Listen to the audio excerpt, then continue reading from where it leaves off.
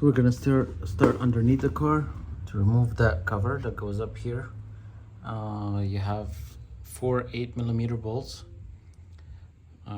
one here, one in the middle, another one in the middle here, and then one on the edge. And then we're gonna try to remove that Torx screw here that holds this line to the fan shroud, because we're gonna go up and remove that fan shroud. So you can feel a little bit of vibration from the engine on idle. And if you check, I checked the date, the production date on this pulley, and it's from 2005, so it's original to the car, so it's never been changed. So I'm gonna go ahead and change it. We're gonna remove this rubber.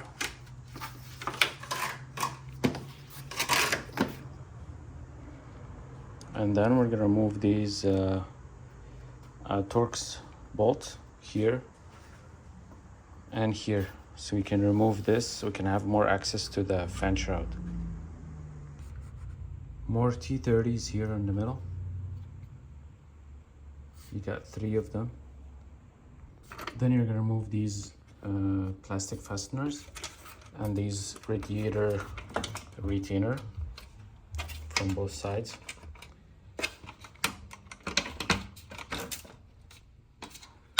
More plastic retainers here and here. The screw on the bottom was T20 and these ones are T30s. 2 10mm that hold the grill here and here, and there's one here in the middle. Now we can remove the grill. We don't have to remove the grill, but it just makes more space. Then we're gonna unplug the horn and then remove the hood latch cable from underneath, and this would be ready to go. Then I removed the air ducts. You don't have to, but it's just gives you more space. And then we can unplug the fan plug here.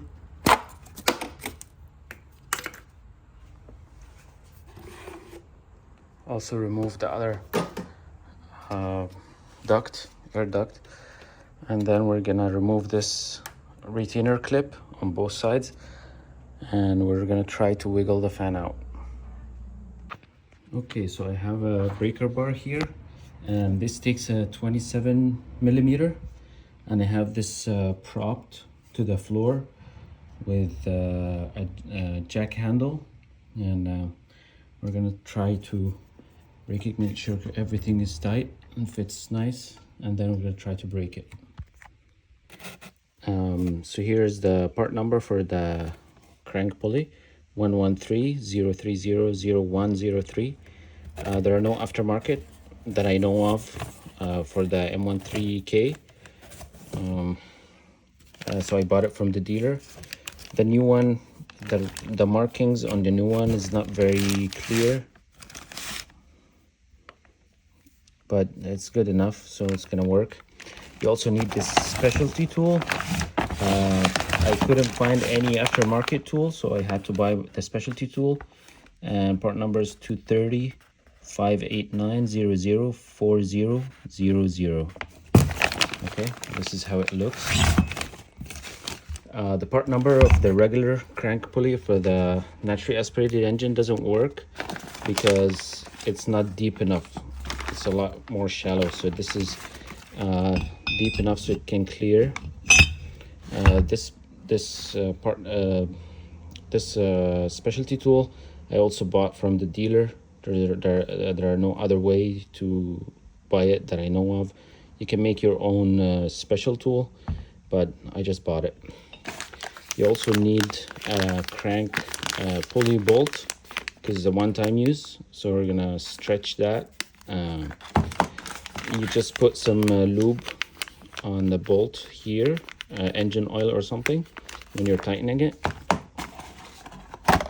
And while I'm in there, I'm going to change the front main seal, and this is the part number. Where is it? right there.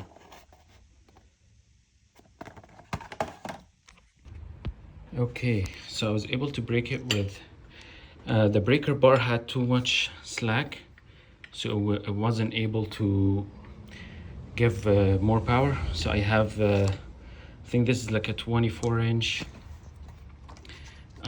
ratchet. So I did have to use a jack handle at the end of it to give more leverage, but I was able to break it. Now I'm gonna remove the belt, both belts, so I can remove the pulley.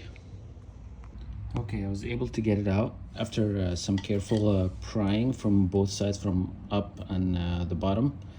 It came out. I guess it doesn't look as bad as I thought. It's not like separating that bad.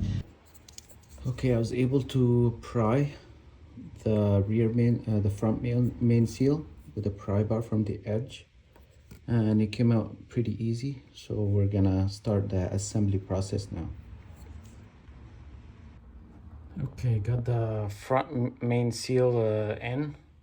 It was not easy, but there has to be like a little bit of a lip here all around, and it's nice and even.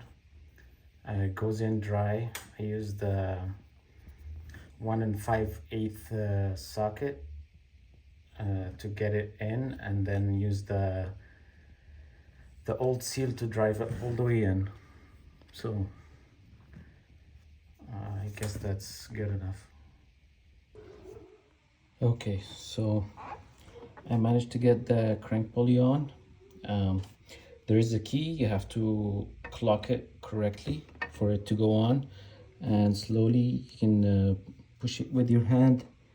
And then I drove it a little bit once it was fully seated with the old bolt. So the old bolt had anti-seize here, so I'm going to use a little bit, and or this is probably copper grease, and then I'm going to put a little bit of oil here and on the new bolt. Okay, so we're gonna try to tighten it. I propped it the same method, but on the different direction, and then adjust the torque wrench at 150 foot-pound, and then we have to do a 90-degree turn. So we're gonna start with the 150 first foot-pound, and then we're gonna see. Okay, now it's all torqued up. Time to put everything back together and test run it.